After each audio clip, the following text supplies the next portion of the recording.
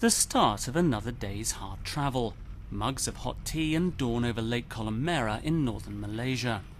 Ahead lie 36 long hours on the iron road to Bangkok, all in complete luxury.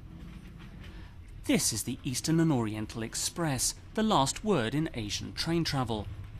Plying the rails between Singapore, Bangkok and Chiang Mai in Thailand, it sells itself as the trip of a lifetime. Aside from the observation deck, there's a library, a bar and 4 dining rooms, where silver service waiters and a team of chefs keep the passengers happy. There's no fast food on this slow train. The only thing that's lacking is a gym to work off the effects. Starting from $1,700 per person, style like this doesn't come cheap. But there seem to be plenty who aren't put off by the prices. Parent company Orient Express is seeing bookings grow by around 10% a year, and around the world, luxury train travel's becoming increasingly popular. Many of the passengers belong to the cruise ship set. Most are mature travellers. For them, the train's an ideal way of getting a glimpse into another world. From their bubble of privilege, they can look out as the Malaysian and Thai countryside flashes by. But look at them again and you realise there's something else they have in common.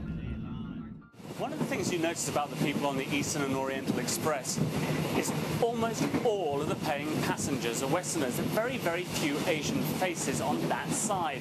The only Asians you see are actually working here. Now, either Asia, with more than half the world's population, has huge growth potential as far as luxury train travel is concerned, or they're just not interested. The evening's entertainment is a case in point. The passengers sample a little of the local culture from a comfortable seat in the train's bar. It's an almost perfect cocktail of exoticism and nostalgia, and the guests are loving every moment of it. It's really a beautiful experience. The food is good, the service is good. There's nothing not to like. A bit of adventure, but to do it in a degree of style and with good service, and at the same time the ability to see places on the route. This is this old spirit of the good old days at Mr. Poirot, at Murder, She Wrote. Everyone seems to be caught up in the romance of the occasion. Even my cameraman Justin gets into the spirit of things. The Eastern and Oriental evokes a different time, a time when in this part of the world, simply being European brought privileges. A day when they were treated like colonials as a real upper echelon of the society, and that really appeals to a lot of people, that they stay at the colonial hotels and they ride these very luxurious trains. The next morning, the passengers alight next to Thailand's River Kwai. For many of them, it's a poignant moment. Thousands of Allied soldiers died building this famous bridge. But for many Asians, the war and the colonial era hold few fond memories. It's a time they'd rather forget.